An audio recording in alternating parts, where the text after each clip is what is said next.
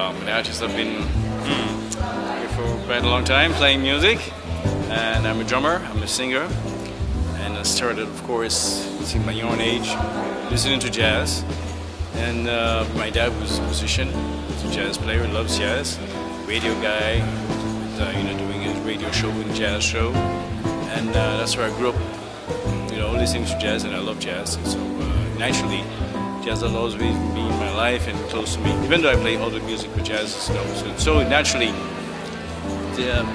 jazz is somewhere deep inside myself. So if I put this festival together, it's just because of that. Just maybe jazz is somewhere in me. Presque plus. Je suis surtout concentré à faire jouer les autres. Et cette nouvelle génération, c'est important pour moi de voir les jeunes musiciens jouer. Et des fois, je fais des workshops. Moi, je fais des ateliers avec eux. Mais surtout à travers le festival, de le faire jouer. Voilà. Pour moi, c'est plus important de partager mes connaissances et leur donner de l'espace pour jouer. Et que moi, de faire de la musique, j'ai eu quand même pas mal de succès.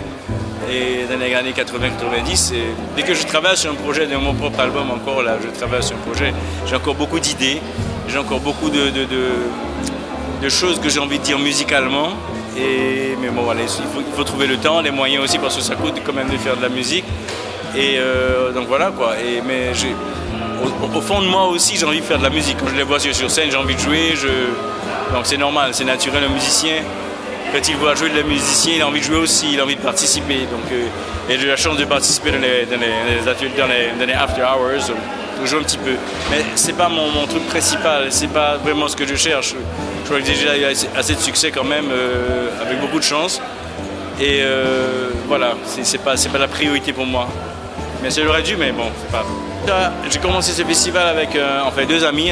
C'est un Mexicain qui travaille à l'ambassade du Mexique, qui s'appelle Enrique Montiel Gomez, et sa femme Pascal Mounier, qui est musicienne aussi. Elle fait un peu de la basse et elle chante.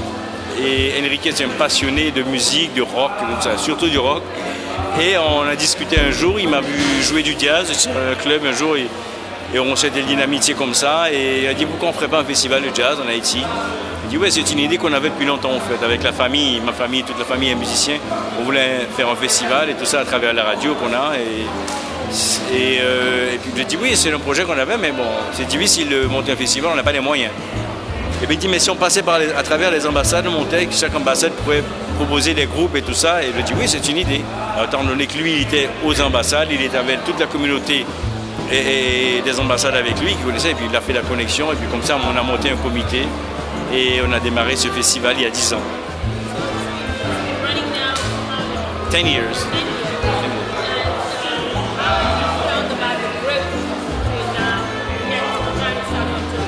Le festival a beaucoup grandi. Le festival a beaucoup grandi en termes de public. Il y a beaucoup plus de monde qui participe au festival. On a commencé avec, je dirais, peut-être 5000 personnes. 5-6 000 personnes pendant la semaine, mais que c'est un festival même sur 8 jours, c'est très long. Et maintenant on a 20 à 25 000 personnes, je peux dire, en tout au festival pendant la semaine, ce qui est pas mal déjà. Et voilà, dans ce sens-là, et aussi avec les ateliers, ça, je crois que ça a beaucoup apporté à la communauté de jeunes musiciens qui ont beaucoup appris avec les ateliers, et aussi de pouvoir jouer, voir les musiciens jouer sur scène et leur parler dans les ateliers, échanger avec eux. Donc ça, c'est très important. À mon époque, j'avais pas ça. Moi, j'ai pas eu cette chance quand je jouais de la musique.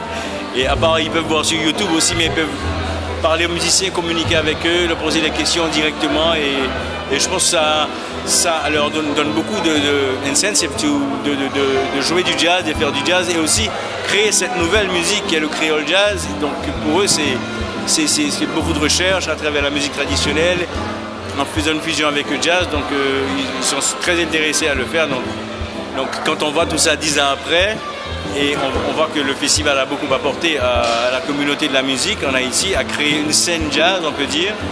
Parce que même dans les restaurants, dans les bars, c'est aussi à Pétionville, à Port-au-Prince, il y a des groupes qui font du jazz. Ça n'existait pas avant.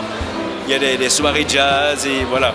Il y a des concerts du jazz qui est rempli, qui a plein de monde. Donc je pense que ça a beaucoup apporté quand même au pays, à la communauté musicale et au public, offrir autre chose au public aussi.